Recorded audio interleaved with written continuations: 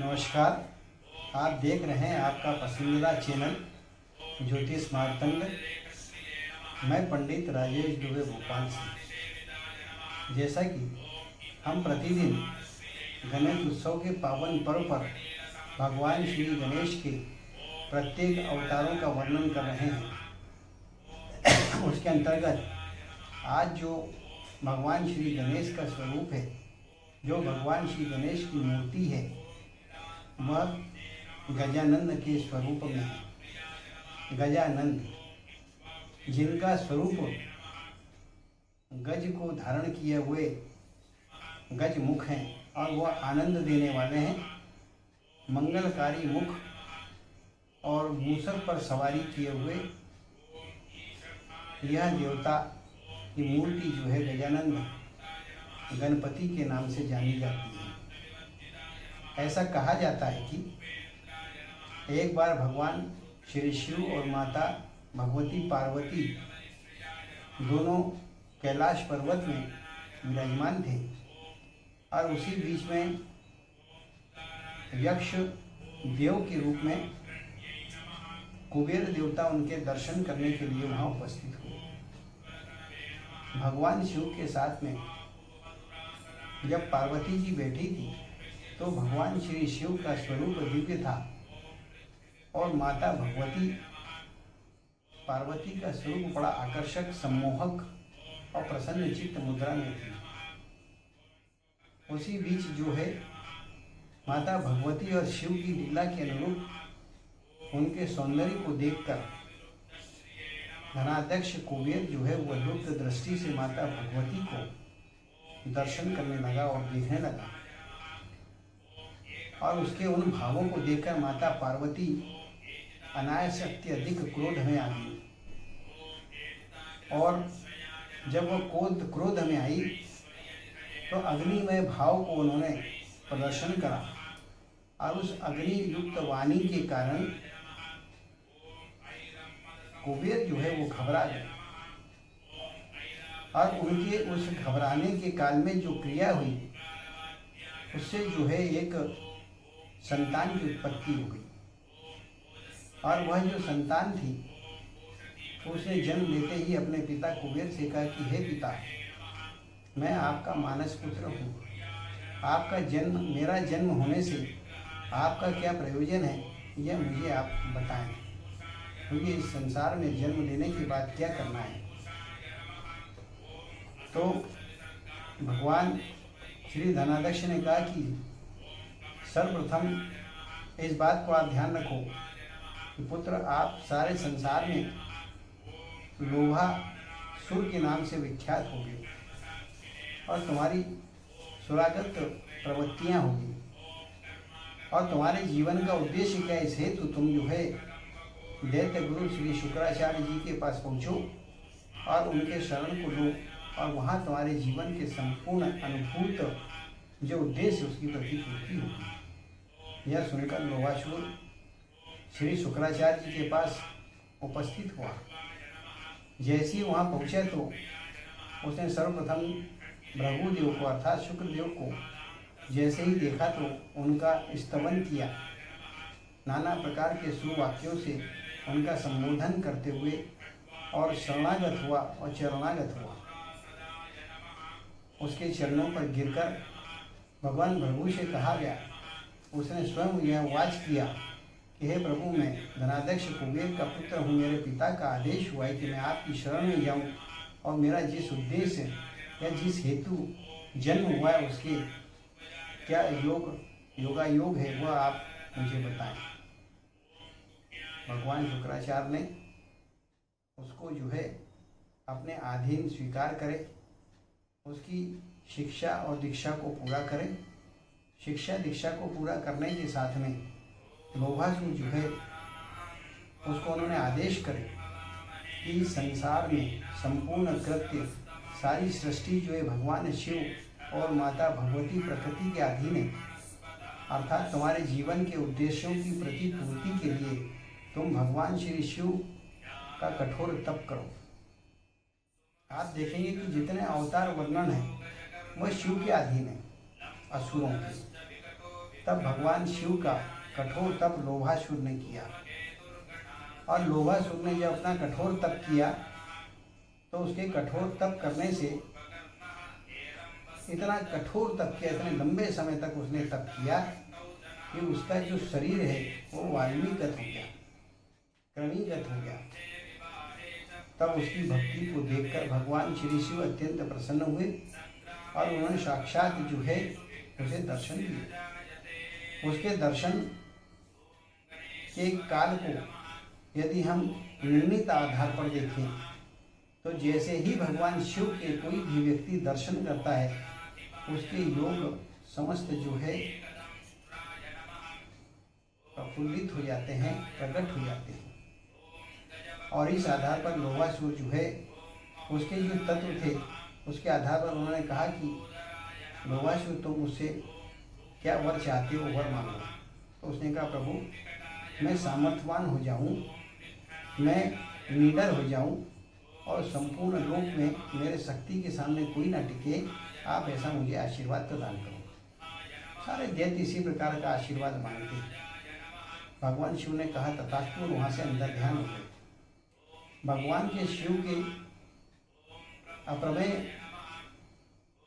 शक्ति को प्राप्त कर, जब तब से प्राप्त कर, लोभासुर सारे पृथ्वी पर अनेकों दैत्यों को इकट्ठा करके और फिर जो है रघु ऋषि के आशीर्वाद से अभिषेक कर पृथ्वी पर सबसे पहले उसने अपना अधिकार जमाया।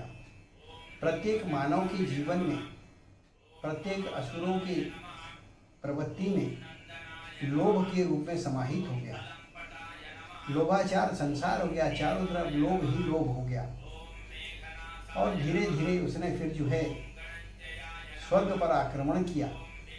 और जब स्वर्ग में तीव्र आक्रमण किया तो इंद्र उसकी शक्ति के सामने घबरा गए और स्वयं जो है स्वर्ग लोक छोड़कर और वैकुंठ लोक को चले गए। जब वैकुंठ लोक में इंद्र पहुंच गए और लगातार लोभासुर जो है वो अपनी माया को सारे संसार में व्याप्त करने लगा, पृथ्वी में और स्वर्ग में।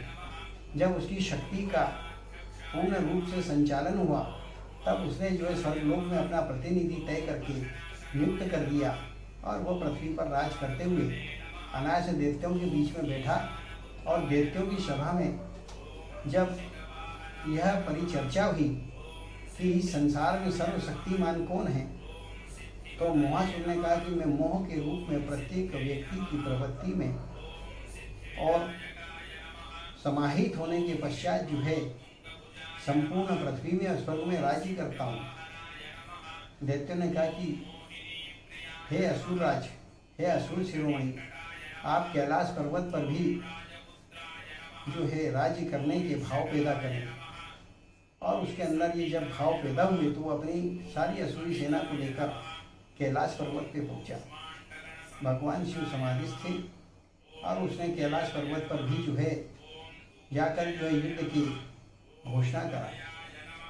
उसको विजय और जय को प्राप्त करने के लिए प्रयास किया। तब भगवान शिव ने अपने दिव्य दृष्टि से देखे कि यह वही दैत्य है जिसे मैंने सर्व सामर्थ्य और जय का आशीर्वाद दिया था।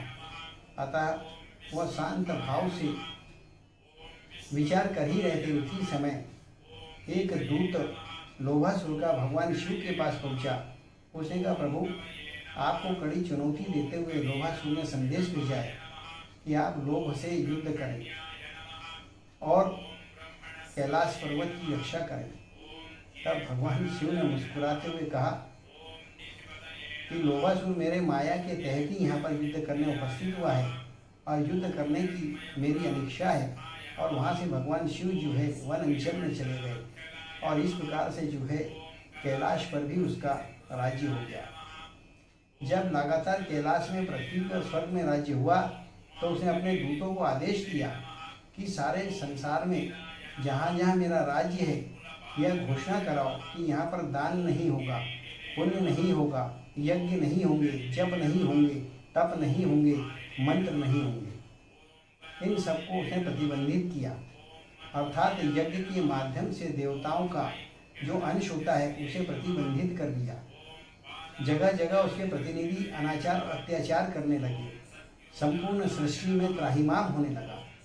यहाँ पर फिर आपका ध्यान आकर्षित करेंगे। जब जब असुरी शक्ति राज्य में आती है तो त्राहिमाम त्राहिमाम होता है, और जब त्राहिमाम होने लगा तो सारे ऋषिगण, सारे देवगण एकत्र हुए और भगवान विष्णु से उन्होंने कहा कि हे प्रभु, यह लोभासुर जो है ये लोभ पैदा करता है, लोभ की मायावी शक्ति से युद्ध करता है, और लोभ के वशीभूत होकर प्रत्येक प्राणी अपनी मूल प्रवृत्ति को त्याग कर लोभ के पक्ष में हो जाता है, और लोभासुर इस प्रकार से सर्वांगमयी विजय को प्राप्त कर लेता है। तब भगवान श्री हरि विष्णु ने कहा कि मैं स्वयं चलकर भगवान शिव से चर्चा करूंगा, और उससे पूर्व जो है मैं इस दैत्य से युद्ध लड़के उसे पराजित करूंगा।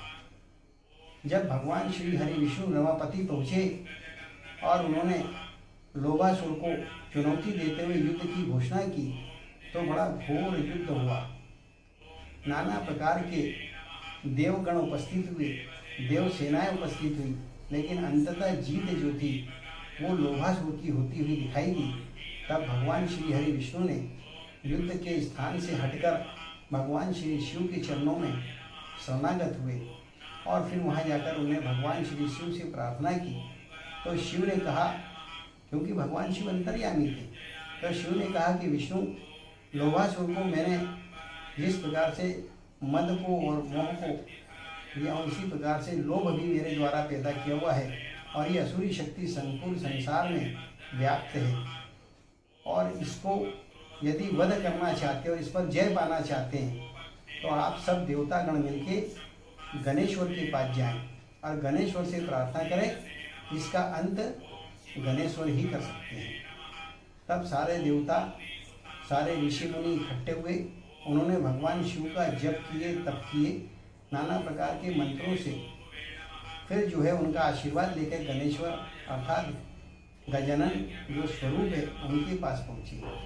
और गजानन के पास जब पहुँचे तो उन्होंने अपनी व्यथा और अपनी कथा उनके सामने प्रस्तावित करी। जैसे ही गजानन को वो अपने वाक्य वाच कर रहे थे, सो ही गणेश जी ने बीच में टोकते हुए समस्त देवता ऋषि मुनियों को रोके। उन्होंने कहा, ये सारी आपके मंतव्य और हेतु को मैं जानता हूँ, और बड़े विश्वास के साथ ये मैं आपको वचन देता हूँ कि लोभासुर पर नियंत्रण करने के लिए मैं निश्चित रूप से जो है युद्ध की घोषणा करूँगा। क्योंकि जब सारे देवता वहाँ पर बात गणेश्वर अर्थात गजानन के सामने रख रहे थे, तो गजानन के पास अपने स्वरूप को लोक में रखते हुए भगवान शिव भी वहाँ उपस्थित थे। अतः अचानक उन्होंने अपने स्वरूप के दर्शन गजानन को दिए। गजानन ने शिव के दर्शन करते हुए तुरंत जो है शिव की स्तुति की, अनेकों प्रकार के वाच स्तवन करे, और फिर उसके पश्चात अपने पिता देवादि देव महादेव को प्रणाम करते हुए कहा कि हे प्रभु, आप ही मेरे दूत बनकर लोभासुर के पास जाएं और लोभासुर को संदेश दें कि वह अपने प्रवृत्ति पर नियंत्रण करके जगत के कल्याण के उद्देश्य से राज्य सत्ता को संभाल ले तो ठीक है, अन्यथा वो सत्ता के मार्ग को त्याग दे, वह उसके लिए ज़्यादा हितकर होगा। भगवान शिव वहाँ से चले और लोभासुर के पास पहुँचे, जो गजानन के दूत बन के गए। गजानन ने भगवान श्री शिव को देखा। जैसे ही, क्षमा चाहूँगा यहाँ पर, लोभासुर ने जैसे ही भगवान श्री शिव को देखे तो उनके दर्शन करने मात्र से उसके संपूर्ण दुष्कर्म, पाप और उसकी वह प्रवृत्ति जो लोभ से सारे संसार में राज्य करके त्राहिमाम कर रही थी, उसके दोष से वो मुक्त हो गया। उसे प्रणाम करते शिव से कहा, प्रभु मेरे योग्य क्या आदेश है? आपके दिव्य को दर्शन करने और स्मरण करने मात्र से समस्त पाप नष्ट होते हैं। आपके तेजोमयी करोड़ों सूर्य के समान स्वरूप के दर्शन करके मैं अपने पापों से विमुक्त हुआ हूँ। मुझे बताएं, मुझे क्या करना चाहिए? तब शिव ने स्मरण कराए कि तुम्हारे पास जितनी सारी शक्तियाँ हैं, जो जय का आप सामर्थ्य का जो आपको वरदान प्राप्त है, यह मेरे द्वारा दिया हुआ है, और मेरे द्वारा दिया हुआ यह जो वरदान है इसे मैं वापस नहीं ले सकता। तुम भगवान श्री गजानन की शरण में जाओ या उनसे युद्ध करो। तब यह बात सुनते ही लोभासुर ने क्योंकि वो भगवान शिव के दर्शन कर चुका था, उसका पुण्योदय हो चुका था। तो शिव के आदेश को मानते हुए सीधे वो गजानन के पास पहुँचे, जहाँ पर गजानन अपनी दिव्य छटा के साथ में अपने वाहन मूषक के ऊपर विराजमान थे। वहाँ पहुँचकर उसने जो है भगवान श्री गजानन को चरण वंदना किया, शरणागत हुआ और कहा कि हे प्रभु, मैंने भगवान शिव के दर्शन करने के पश्चात राज्य सत्ता का मोह त्याग दिया हूँ। समस्त देवताओं के अंश में लौटाता हूँ, स्वर्ग में इंद्र को लौटाता हूँ और पृथ्वी जो है ऋषि मुनि और देव दानव मानव तीरथ किन्नर गंधर्व जो वहाँ के जीव उन्हें लौटाता हूँ। आप मुझे अपनी शरण में लें और अपना गण बनाएं। और इस प्रकार से गजानन लोभासुर पर प्रसन्न हुए, क्योंकि वह समर्पित भाव से आया था। तो उन्होंने उसे आत्मसात करते हुए और उसको स्पर्श करने से उसका शरीर दिव्य भाव से हो गया और वह लोभ का जो असुरी प्रवृत्ति थी वो नष्ट हो गई। और इस प्रकार से उसने सारी राज सत्ता आदि सब त्याग कर और गणेश जी की सेवा में निरत हो गया। और फिर भगवान श्री गणेश ने उसे अपना गण बनाकर जो है आशीर्वाद दिए और यहाँ से लोभ की कीर्ति चारों ओर हुई। लोभ भगवान गणेश ने लोभ से कहा कि संसार में तुम्हारा नाम व्याप्त होगा, लेकिन तुम्हारी प्रवृत्ति जो है उसमें सामर्थ्य नहीं रहेगा, तुम्हारी शक्ति का क्षय हो जाएगा। और इस प्रकार से कहते हुए गजानन ने सारे अपने जो भक्त थे, शरणागत थे, भगवान शिव के आदेश से जितने ऋषि मुनि थे सबको जो है राहत दिलवाए इस दैत्य से। और इस प्रकार से फिर समस्त ऋषिगण देवगण इकट्ठे हुए, तारा नक्षत्र मंडल सरिता पर्वत और आदि दशों दिशाएं सब इकट्ठे हुए और सबने फिर इस भादो मास में भगवान श्री गजानन का विधि विधान से षोडशोपचार पूजन करे और पूजन करके और गजानन से आशीर्वाद प्राप्त करे कि सारे संसार में सुख शांति और समृद्धि रहे। और प्रत्येक मनुष्य जो भगवान गजानन का इस काल में पूजन करता है और उनके मंत्र का पाठ करता है, एकादशी दिवसीय साधना करता है, उसके अंदर से लोभ नष्ट हो जाता है। और लोभ नष्ट होने के पश्चात उसके जन्म कुंडली के अनुसार, उसके नवमांश कुंडली के अनुसार जितने दूषित ग्रह होते हैं उनका शमन हो जाता है और शांत हो जाते हैं। और इस प्रकार से उन्हें सारे अर्थों की प्राप्ति हो जाती है। अतः इस काल में जो भगवान श्री गणेश का गजानन स्वरूप का पूजन करता है उसे सर्व फलों की प्राप्ति होती है। अर्थात इनका पूजन करते समय इस बात का ध्यान रखें कि यह सिंदूर वर्णित, अर्थात इनको सिंदूर का तिलक अत्यंत प्रिय है। तो सिंदूर वर्ण के गजानन स्वरूप का पूजन करके उनको तिलक लगाना चाहिए, पूजन आदि करना चाहिए। और उसी के साथ में जो उन्हें प्रिय है मोदक और मगज के लड्डू आदि का भोग और 56 भोग आदि का भोग लगाना चाहिए। और प्रसन्न करके समस्त आप अपने बिखरे हुए तारे और सितारे जो जीवन के हैं उनको एकत्र करके सुख से जीवन जी सकते हैं, उनका आशीर्वाद प्राप्त होता है, ऐसा शास्त्रों का आदेश है। साथियों, यदि आपको हमारी ये जानकारी और गणेश उत्सव के काल में लगातार जो हम कथाएं आपके सम्मुख प्रस्तुत कर रहे हैं ये आपको अच्छी लगती हो, कर्णप्रिय हो, तो आप हमारे इस चैनल को लाइक ज़रूर करें, इसी के साथ में शेयर भी करें। और लाइक और शेयर करने के साथ साथ सबसे ज़्यादा ध्यान रखने वाली बात यह है कि आप इसे सब्सक्राइब करें। सब्सक्राइब करने से हमारे कार्यक्रम के सारे एपिसोड आपको देखने को मिलेंगे। इसी के साथ में नमस्कार।